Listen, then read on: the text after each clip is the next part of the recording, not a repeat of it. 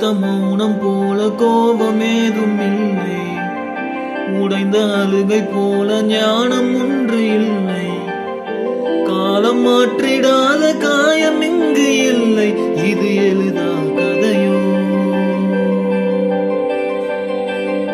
கலைந்து போன கனவு மீண்டும் சேர்வதில்லை, கரையை சேரும் அலைகள் பிரிவில் சோர்வதில்லை, மாறும் நொடியை போல மாயமேதும் இல்லை, இது எழுதா கதையோ.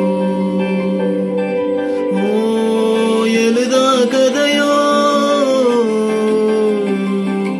எழுதா கதையோ, ஒரு புரியா நிலையோ.